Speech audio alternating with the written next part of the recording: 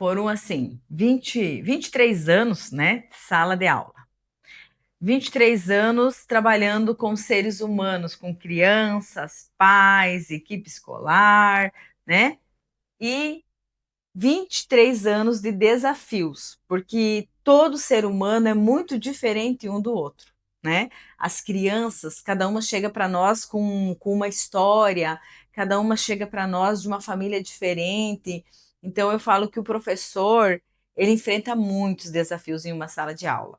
E a gente tem que ter muita sabedoria, buscar muito equilíbrio, muita comunhão com Deus, com a nossa essência, para poder ser luz na vida de cada criança.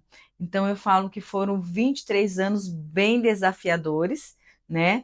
Onde tem momentos de muita alegria, né? Mas também momentos às vezes de muita tristeza, da gente sentir às vezes frustrado porque você quer ajudar, você quer fazer a criança aprender, você tá naquela coisa assim, né, de chegar ao final do ano e entregar aquela turminha. Eu trabalhei muito tempo com alfabetização, então eu queria chegar ao final do ano, entregar todos os meus alunos lendo, todos os meus alunos escrevendo. Então aquilo para mim era muito desafiador, né? E então foram 23 anos, né, nessa jornada, né, desses desafios, mas foram desafios que me ensinaram muito. E foi nesse ambiente aonde Deus foi me lapidando, eu digo, né, para poder chegar onde eu cheguei hoje. Então, foi ali que eu descobri, que eu percebi sobre as emoções, né? No olhar de cada criança, onde eu via que existia algo diferente. Então, foram 23 anos bem desafiadores.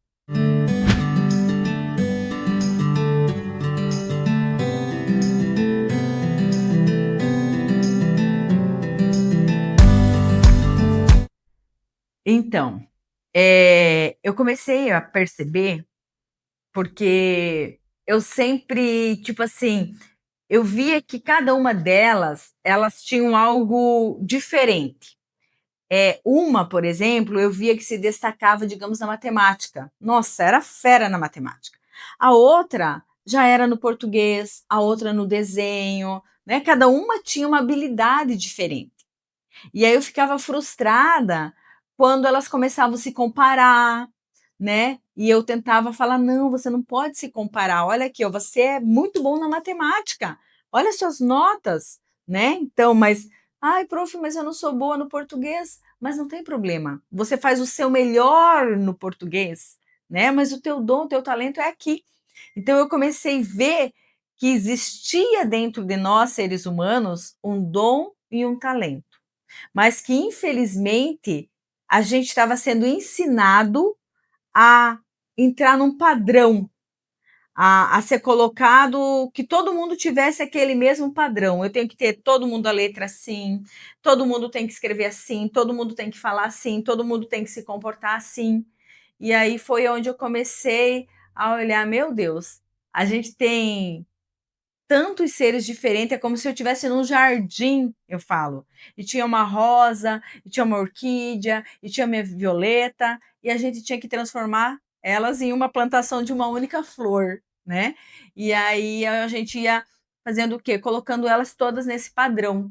Então eu comecei a ver que muitas das crianças, elas tinham dificuldade de lidar com isso, porque elas, né, as emoções ali, não sabiam lidar com as emoções, então umas choravam, umas brigavam, outras ficavam irritadas. E foi aí que eu comecei a perceber que eu, por muito tempo, vivia num piloto automático, aonde só reagia a tudo que acontecia. Não expressava as minhas emoções. E eu vi que as crianças, elas eram puras, que elas expressavam as emoções. Se elas estão tristes, elas choram. Se elas estão felizes, elas riem. Se elas estão irritadas, elas brigavam, né? Por quê? Porque elas sentiam as emoções, mas não conseguiam ainda lidar com elas. E algumas eu percebia que era como eu. Pegava as emoções, guardava aqui dentro, fingia que estava tudo bem e continuava ali, né? Engolindo as emoções, não expressando. E já aquelas outras crianças que a gente chamava de rebelde, aquelas que realmente expressavam o que estavam sentindo. E que muitas vezes para nós não era legal porque não estava num padrão de ser bem comportado, né? Que foi o que eu aprendi. Eu cresci dizendo você tem que ser quietinha, você tem que ser muito educadinha, você tem que ser comportadinha. Então eu cresci achando que ficar quieta, que aceitar tudo era ser bem comportada. E por muito tempo eu queria que os meus alunos fizessem assim. Mas teve um tempo, graças a Deus, aonde eu comecei a ver diferente. E foi aí onde começou a me inquietar. Falei, eu não quero botar todo mundo numa caixinha, não. Eu quero respeitar o que cada um tem dentro deles de mais lindo e deixar que eles se expressem, que eles floresçam, que a orquídea seja orquídea, que a rosa seja rosa e assim por diante.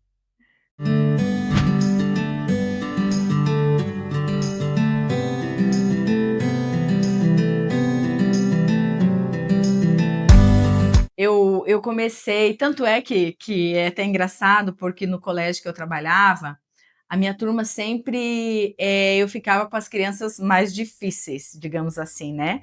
Porque eu via isso neles, que eles não eram difíceis, mas eram diferentes.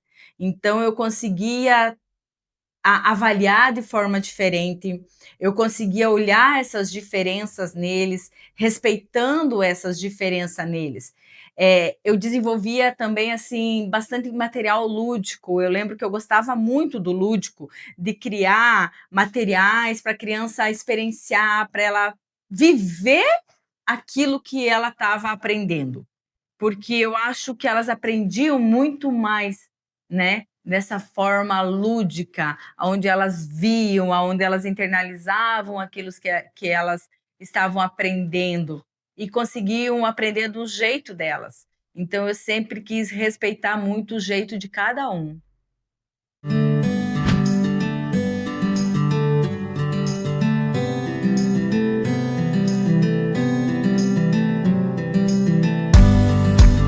Então, foi uma decisão bem difícil, porque 23 anos em sala de aula, né? E a gente é criado, né? Eu fui educada, fui criada para fazer o quê? Você tem que crescer, você tem que fazer uma faculdade, ter um diploma, ter uma carteira assinada, porque ela te dá segurança. E como eu falei que na minha infância eu tive muita insegurança, o que que eu queria? Eu queria segurança. Então eu tenho um diploma, ter uma carteira assinada para mim era me sentir segura, era estar segura. Só que chegou um tempo em que eu comecei a me sentir infeliz. Eu falava, meu Deus, eu estou fazendo algo que eu fiz a vida inteira, que é algo que eu sei fazer, mas eu não sinto mais. É como se eu não conseguisse entregar tudo aquilo que eu queria entregar, né? Eu via que era algo além de ensinar o português, a matemática, né, a matéria em si, que eu queria ir mais profundo no ser humano. E aí eu fiquei pensando, se eu ficar aqui, eu vou passar uma vida ensinando português, matemática, história, geografia, mas eu quero ir mais profundo. Eu quero conhecer mais o ser humano e eu quero me conhecer. Porque tudo isso que eu via nas crianças, de certa forma, reverberava os meus ecos de dor, né, da minha infância. E aí eu comecei a despertar para querer conhecer as terapias, eu comecei a despertar para querer estudar, conhecer. Eu falava, meu Deus, eu já fui nas igrejas, eu já conheço a Bíblia, leio a Bíblia, sabia a Bíblia de capa a capa, e mesmo assim faltava alguma coisa.